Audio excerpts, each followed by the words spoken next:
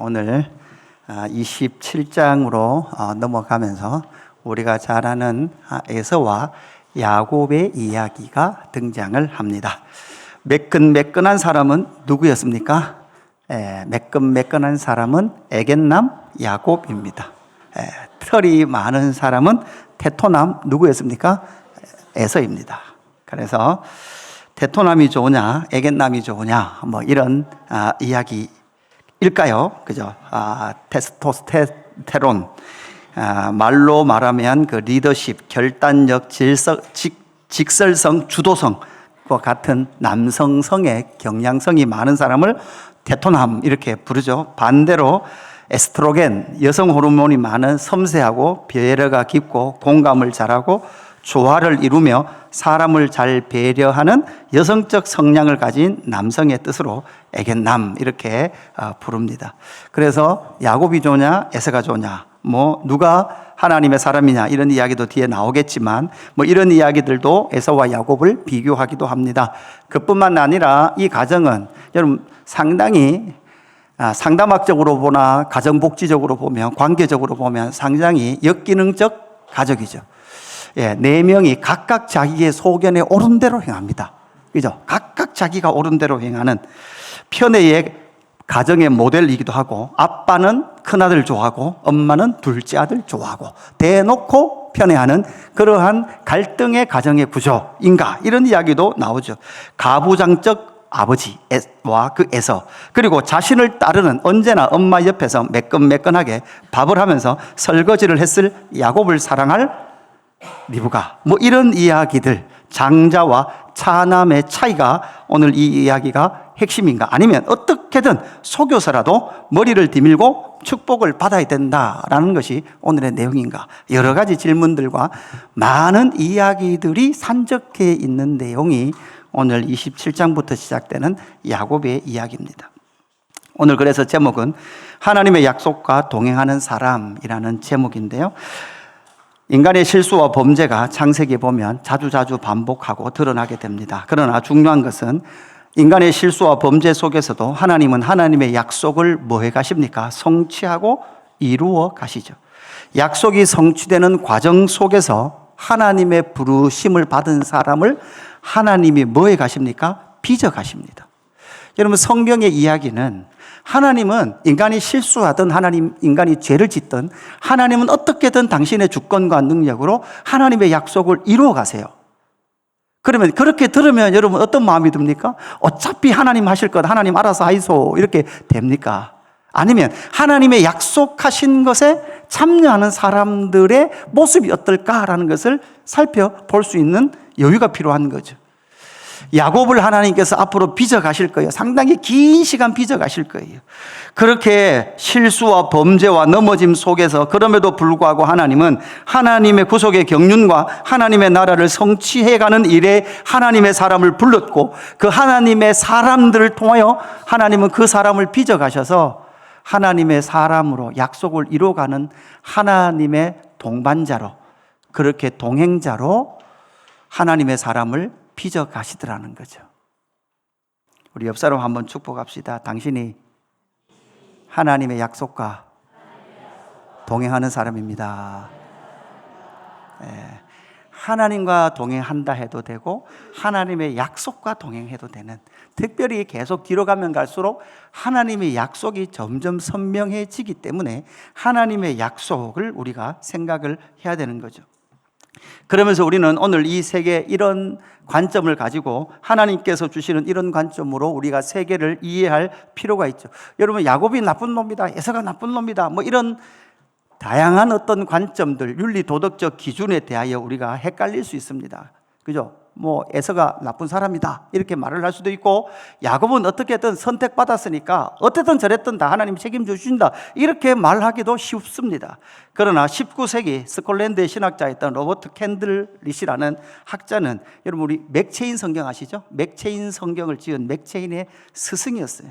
이 로버트 캔들리시가 그 맥체인을 이스라엘로 보내서 유대 선교하도록 이렇게 일들을 했던 신학자입니다. 그가 이 세상을 이해하는 하나의 관점의 글들을 써놓은 이런 글이 있습니다. 우리는 하나님 편에 있으면서 그분의 목적 성취를 추구하는 사람들의 죄를 과소평가하거나 또는 너그럽게 봐주고자 하는 유혹을 받을 수 있다. 그런데 그렇게 함으로써 우리는 하나님의 거룩한 법을 손상시키는 위험에 부딪힐 수 있고 진실과 공정에 대한 분별력을 떨어뜨릴 수 있다.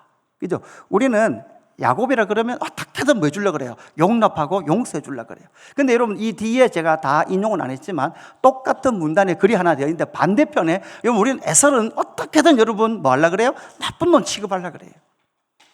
분명하게 우리는 이렇게 어떤 우리의 잣대를 가지고 이미 우리는 명확한 윤리적 잣대를 가지고 뭐 하려고 그래요? 그죠? 판단하고 정죄하고 딱 선을 그으려고 하는 거죠. 여러분, 여기에서 무서운 부분들이 있다는 거죠. 하나님이 하시고 싶어하는 말씀을 놓치고 단지 우리는 뭐로 구분하려고 그래요? 선, 악으로 구분하려고 하는 거예요. 이렇게 선, 악으로 구별하지 말고 우리는 더 넓은 생각과 넓은 사고로 역사 속에서 하나님은 어떻게 일해 가시며 잠시 기다림을 통해서 하나님께서 하나님의 뜻을 어떻게 성취해 가는가를 볼 수 있는 눈이 필요하다는 거죠. 그렇게 하나님께서 하나님의 약속과 동행하는 사람을 빚어가시는 과정이 어떻게 드러나는가? 그죠? 드러나는가? 편애하는 과정이 꼭 우리 집 같다. 여러분, 이렇게 너무 쉽게 판단하지 마시고 이 하나하나 말씀들을 좀 살펴가 보면 좋겠습니다. 하나님의 약속과 동행하는 사람들이 가져야 될 특징이죠. 첫 번째 특징은 무엇일까요? 하나님의 복을 소중하게 여기라라는 것을 우리에게 먼저 가르쳐주고 있습니다. 여러분, 우리는 하나님의 복 없이는 살 수 없는 자들입니다. 할렐루야. 여러분, 우리는 모두 다 하나님의 복을 받은 사람들입니다. 하나님의 복을 받았기에 이 자리에 앉아 있는 줄로 믿습니다. 그러니까 여러분, 우리 얼굴이 어떤 얼굴이 돼야 돼요?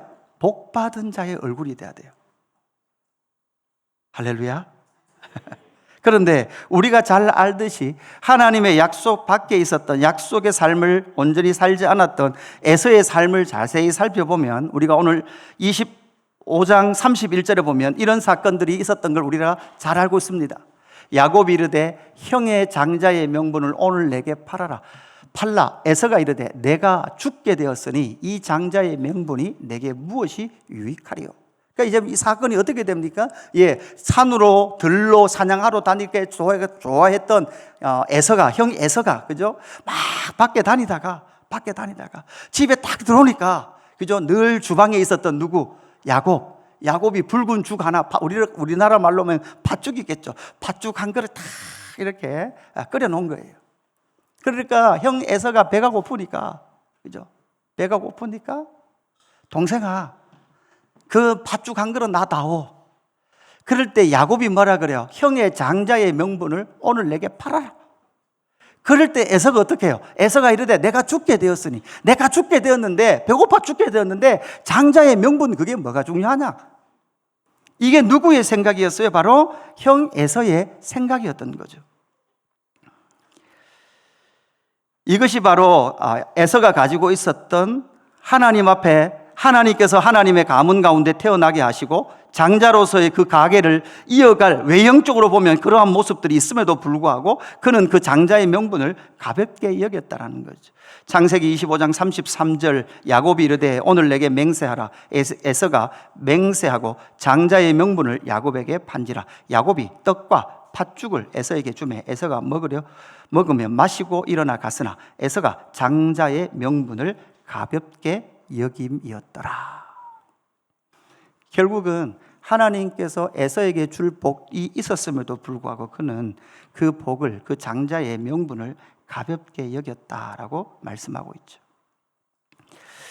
그뿐만 아니라 이 에서의 모습은 오늘 본문에 보면 어떤 그렇게 하나님의 나라의 장자로서의 그렇게 장자의 명분을 가볍게 여겼던 에서의 삶은 어떻게 드러났습니까? 오늘 본문 26장 34절 35절 우리 두 절 같이 한번 읽어보십시다.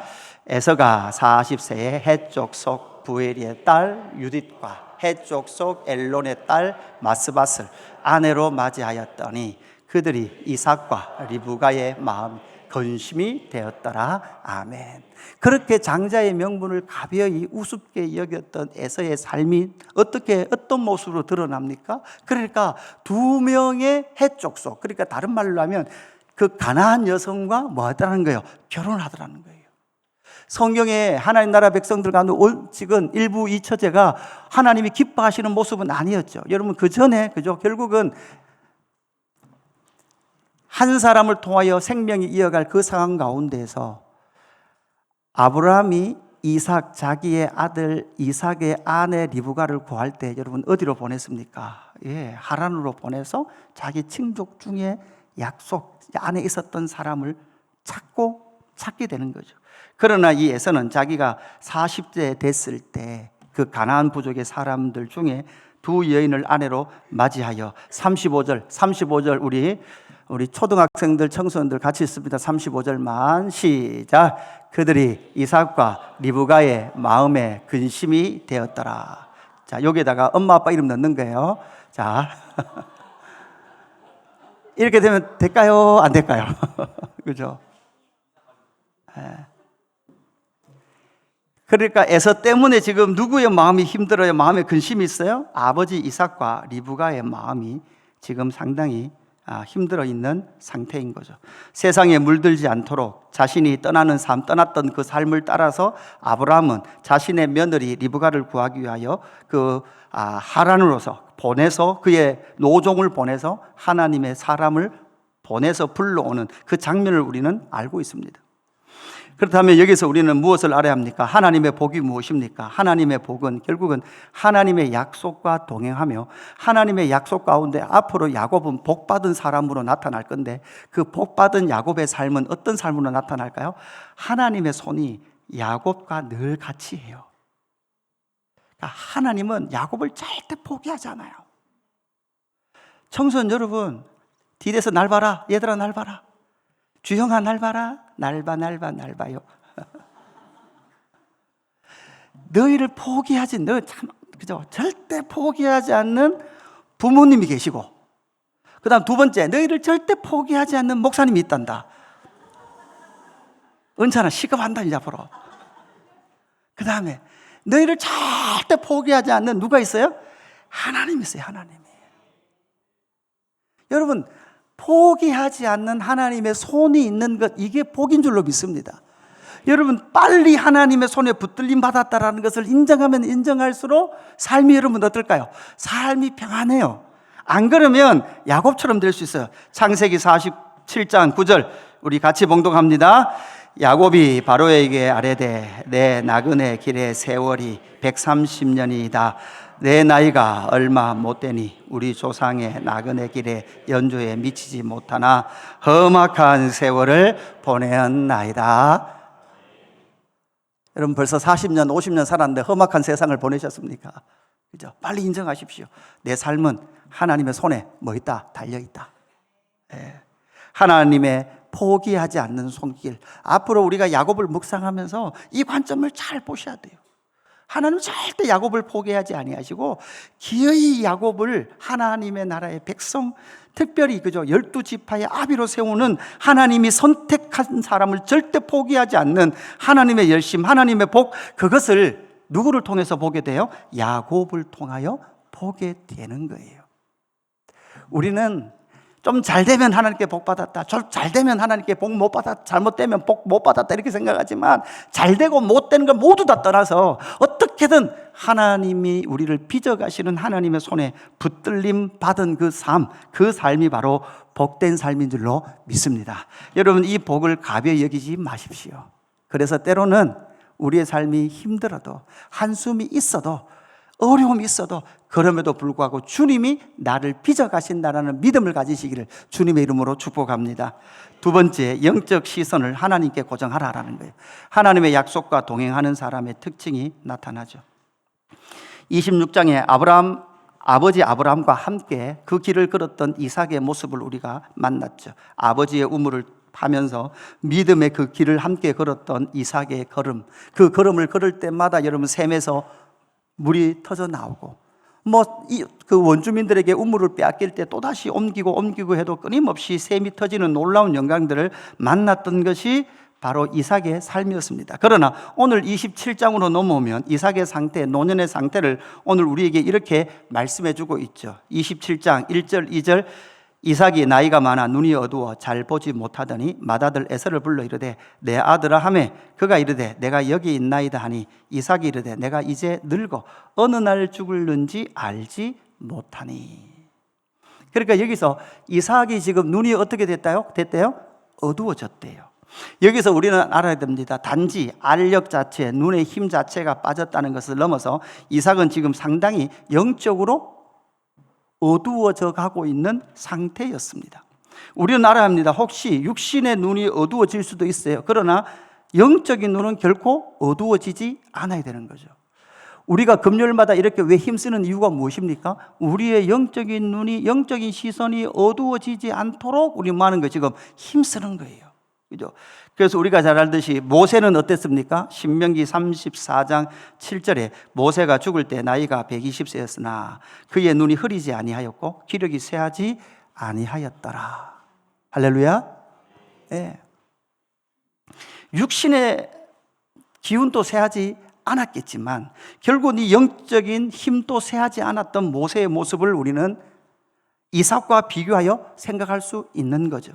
이삭은 나이가 많아 눈이 잘 보이지 않습니다. 그래서 맏아들을 불러서 내 아들아 이렇게 말하면서 그에게 이제 축복할 것에 대해서 말씀하고 있죠. 그러면서 4절에 뭐라고 말씀합니까? 4절에 내가 즐기는 별미를 만들어 내게로 가져와서 먹게 하여 내가 죽기 전에 내 마음껏 내게 축복하라, 이렇게 축복하게 하라 이렇게 말하죠. 여기서 우리 알게 되는 것은 무엇입니까? 여기서 마음껏이라는 이 단어는 원래 보면 내 영혼을 담아 이런 의미예요. 내 영혼을 담아. 그러니까 원래 여러분 여기 이스라엘 백성들 중에서 이제 장자에게 축복하거나 꼭 여러분 성경에 100%다 장자에게만 축복하는 건 아니에요. 축복을 할 때 항상 대부분 자기의 아버지가 죽은 나이를 알잖아요. 그 죽은 나이 전 한 10년 정도 나이가 됐을 때 자기 아버지가 150세에 죽었으면, 그죠? 그러면 나는 몇 세 때 내 아들에게 축복하면 돼요? 한 140세쯤 됐을 때, 나도 한 150세 때면 죽겠구나 생각하고 그렇게 풍습적으로 많이 했다고 합니다. 그렇게 하는 축복이고 그뿐만 아니라 여러분 뭐도 있습니까? 이 축복은 공적인 축복이에요. 아버지가 몰래 하나만 불러놓고 하는 게 아니라 뭡니까? 가문의 잔치예요. 가문의 잔치여야 하는데 이삭은 에서를 편애하는 마음으로 자기 마음껏 내 영혼을 모두 담아 몰래 지금 뭐 하는 것 같아요? 바로 에서에게 축복하기를 원했던 거죠. 우리는 알듯이 지금 이삭의 나이가 아마 137세예요. 137세인데 이삭이 사실 몇 년도 지금 137세에 지금 에서에게 이렇게 하잖아요. 이 문제가 터지잖아요. 이삭이 몇 살까지 살까요? 앞으로 43년을 더 살아요. 나 죽을 때가 됐다 그래가지고 자식 축복했는데 몇 년을 더 살아요? 43년을 더 살아요. 180세까지 삽니다. 여러분 언제까지 살아요? 요셉이 애굽에 팔려가지고 요셉이 총리 되기 직전까지 살아요. 그러니까 상당히 더 오래 사는 거예요. 그러니까 영적으로 눈이 어두워지니 많은 거예요. 이렇게 자기의 그 편애의 마음만 담아서 말하는 거예요. 자기 마음을 담아서 자기가 사랑하는 그 마음에 가는 곳으로 그냥 그렇게 폭을 흘려보내려고 하더라는 거죠. 결정적으로 여러분 어떤 문제가 있었습니까? 그가 영적으로 눈이 어두워졌다라는 그 증거가 무엇입니까? 여러분 창세기 25장 22절에 보면 하나님이 이미 그의 아내 리브가가 태중에 임신했을 때 리브가가 그 아들들이 그의 태 속에서 서로 싸우는지라 그가 이르되 이럴 경우에는 내가 어찌할꼬 하고 가서 여호와께 묻자온대. 리브가가 물어요. 태중에 막 둘이 싸워요. 어떻게 해요? 누가 먼저 나가려고 막 싸운단 말이에요. 누가 먼저 나갈 거냐. 그죠? 누가 먼저 나가고 막 싸운단 말이에요. 그렇게 싸울 때 창세기 25장 23절 우리 다 같이 봉독합니다. 여호와께서 그에게 이르시되 두 국민이 내 태중에 있구나. 두 민족이 내 백중에서 이 족속이 저 족속보다 강하겠고 큰 자가 어린 자를 섬기기라 하셨더라. 아멘. 하나님의 약속은 이미 큰 자가 작은 자를 뭐한대요? 섬기겠다고 말씀하셨어요. 리브가에게 말했어요. 이삭이 몰랐을까요? 몰랐다면 부부관계가 상당히 문제가 심한 거예요. 그죠? 알았다는 거죠. 알고 있었으나 이삭은 하나님이 약속하셨던 그 약속에서 시선이 멀어진 채 자신의 인간의 육성이 흐르는 대로 뭐 했다는 거예요? 그죠? 공포도 하지 않은 채, 가족들에게 모두 공포도 하지 않은 채 아주 개인적인 선호와 개인적인 성향에 따라 에서에게 뭐 하려고, 축복하려고 하는 일을 행하고 있더라는 거죠. 결국은 이삭의 시선은 하나님과 하나님의 약속으로부터 뭐 해돼 버렸어요? 멀어져 버렸던 거예요. 우리의 삶이 흔들릴 때는 언제나 일어나는 현상이에요. 우리가 영적으로 약해질 때 언제나 일어나는 현상이에요. 하나님으로부터 멀어져요. 하나님의 약속으로부터 멀어져요. 그러니까 어떻게 됩니까? 자꾸 인간의 내 영혼을 담아 엉뚱한 일에 우리가 삶이 몰두되어지더라는 것이죠. 여러분을 향한 하나님의 계획은 무엇입니까? 여러분을 향한 하나님의 뜻은 무엇입니까? 여러분을 향한 하나님의 계획과 섭리는 무엇입니까? 여러분의 삶을 빚어가시는 하나님의 손길은 무엇입니까?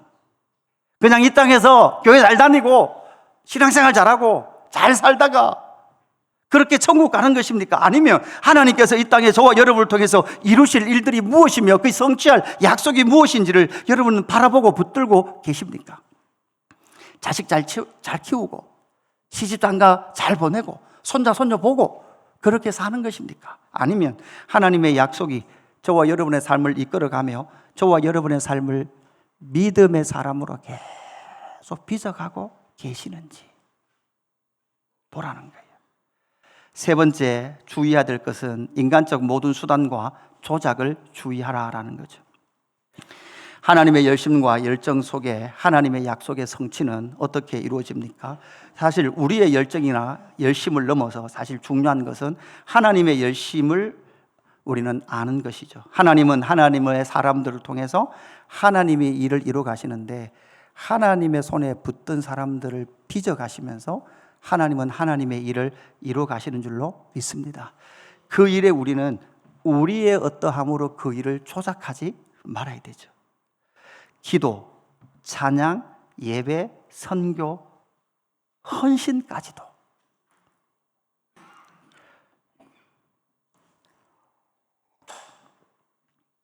미국을 중심으로 한 마케팅 교회, 여러분 들어보셨을 거예요. 목적이 이끄는 교회, 그죠? 구도자 중심의 세들백 교회와 그죠? 그 다음에 빌 하이빌스 목사님이 목회했던 윌로 크릭 교회, 이런 미국의 많은 교회들이 지금 와서 많은 비판을 받았던 이유가 무엇입니까? 교회 안에 마케팅 경영이 교회 안에 들어온 거죠. 제가 이 글을 쭉 정리를 한 것을 읽다 보니까 마케팅 교회, 이머징 교회의 문제 뭐 이런 책들이 있습니다. 거기에 보니까 뒤에 보면 이런 글이 한 줄 나오더라고요. 소비자들의 입맛에 맞추기 위하여 교회를 지나치게 아름답게 치장했습니다. 이 말을 듣는 순간 이번에도 제가 서울에 그 호프 총회로 갔는데 대구에 같이 가신 목사님께서 호프 이사회를 갔는데 그 옆에 같이 가신 목사님께서 예수 그리스도교회 목사님인데 제가 이제 신임이니까 소개를 해주잖아요. 소개를 해주시면서 대구의 예수 그리스도교회 목사님이신데 대구의 예배당 중에 제일 예쁜 건물입니다. 이렇게 서로 소개하더라고요. 그렇죠? 우리 지나치게 예쁘게 지었어요. 이걸 좀 어떻게 해야 되죠? 이게 색깔을 빼야 되나? 지나치게.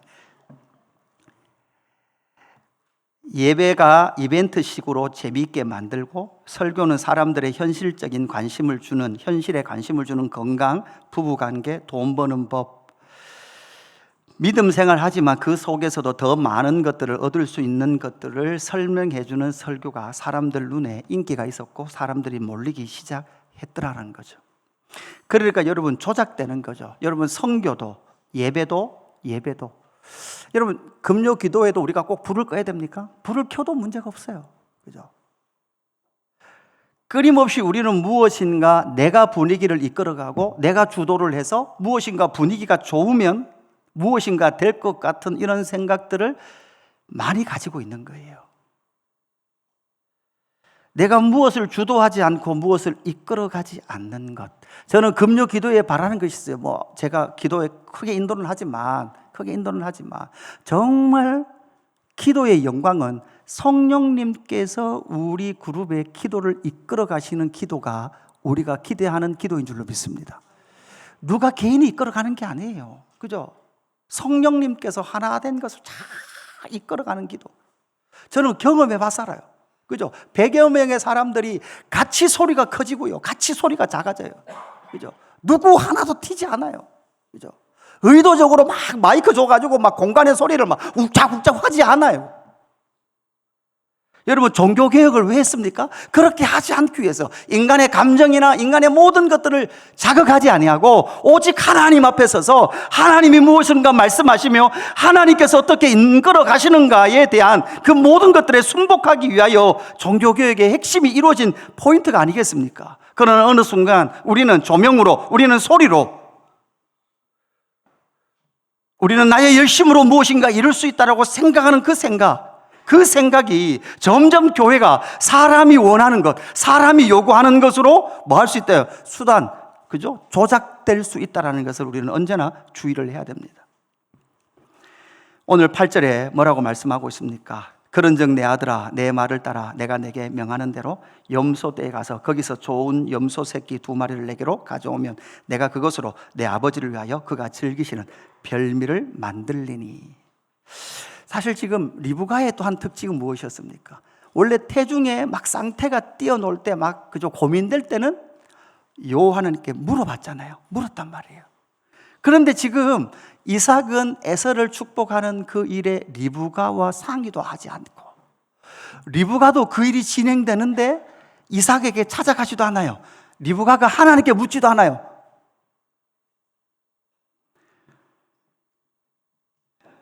긴박했던 순간입니다. 긴박했던 순간에 11절 12절 우리 본문 같이 봉독해 보십시다. 11절 12절 야곱이 그 어머니 리브가에게 이르되 내 영에서는 털이 마른 사람이요 나는 매끈매끈한 사람인즉 아버지께서 나를 만지실진데 내가 아버지의 눈에 속이는 자로 보일지 복은 고사하고 저주를 받을까 하나이다. 아멘. 그래서 그 유대 중에서 어떤 특정한 염소가 있대요. 그 염소의 털은 사람 털하고 유사한 털이 있다 하더라고요. 그래서 그 염소의 털로 지금 뭐 하는 거예요? 조작하려고 하는 거죠.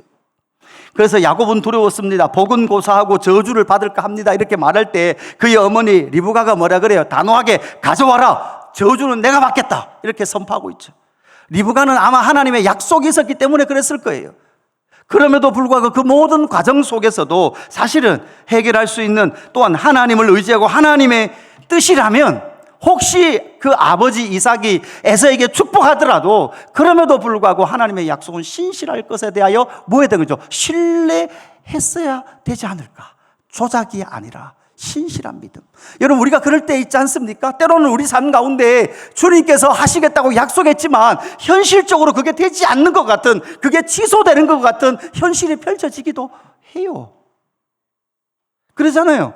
내가 내 교회를 세우리니 음부의 권세를 이기지 못하리라 이렇게 말씀하셨지만 교회의 지난 시간을 돌아보면 아니 음부의 권세가 이기는 것처럼 때로는 교회가 지는 것 같은 현실이 막 몰려왔단 말이에요. 그렇게 몰려올 때 우리는 과연 어떻게 해야 하는가? 하나님의 약속을 신뢰하며 하나님께서 이루어 가실 일들을 믿고 신뢰하며 인간의 방법으로 조작하지 않고 잠잠히 기다릴 수 있는 이 믿음. 앞으로 이 일을 통해서 이 때문에 여러분 어떤 일이 일어납니까? 형제가 서로 살인하려고, 형이 동생을 죽이려고 하는 일로 사건이 진행되게 됩니다. 앞으로 이 사건을 통하여 이제 하나님은 야곱을 다루어 가실 거예요. 야곱의 인생을 붙들고 야곱을 빚어 가실 거죠. 이사야 선지자는 이사야서 41장 13절, 여러분 구약 성경에 야곱아, 오늘 본문에 보면 아버지가 에서야 이렇게 부르듯이 하나님께서 야곱아 이렇게 부르는 장면이 이사야서에 가장 많이 나오거든요. 이는 나 여호와 너희 하나님이 내 오른손을 붙들고 내게 이르기를 두려워하지 말라. 내가 너를 도우리라 할 것임이니라. 버러지 같은 너 야곱아. 여러분 여기서 옛날 성경 뭐였죠? 지렁이 같은 너 야곱아. 새로 번역된 성경에서는 버러지 같은 너 야곱아, 너 이스라엘 사람들아 두려워하지 말라. 나 여호와가 말하노니 내가 너를 도울 것이라. 내 구속자는 이스라엘의 거룩한 이니라. 아멘. 하나님께서 야곱을 손에 붙드신대요. 버러지 같은 너 야곱아, 너 이스라엘 사람들아 두려워하지 말라. 바울은 이것을 로마서 9장 11절 12절에서 뭐라고 말하고 있습니까? 우리 같이 봉독하십시다. 그 자식들이 아직 나지도 아니하고 무슨 선이나 악을 행하지 아니한 때에 택하심을 따라 되는 하나님의 뜻이 행위로 말미암지 않고 오직 부르시는 이로 말미암아 서게 하려 하사 리브가에게 이르시되 큰 자가 어린 자를 섬기리라 하셨나니. 아멘. 하나님의 약속. 이미 그들이 나지도 아니하고 무슨 선이나 악을 행하지도 않았을 때에 택하셨다는 것을 믿고 그렇게 하나님의 약속과 동행하는 사람이라면 여러분 어떤 삶을 살게 됩니까? 하나님의 복을 소중하게 여겨요. 하나님의 손에 붙들림 받았다. 뭐가 와도 때로는 그렇지 않은 현실이 우리에게 닥칠지라도 그 믿음을 가지고 영적 시선을 하나님께 고정할 수 있는 저와 여러분 되기를 주님의 이름으로 축복합니다. 그렇지 않은 것과 같은 현실이 닥칠 때 인간적인 모든 수단과 조작을 주의하고 하나님의 약속을 믿으며 하나님 아버지의 신실하심을 신뢰하며 나가는 저와 여러분 되기를 주님의 이름으로 축복합니다. 우리 이 찬양할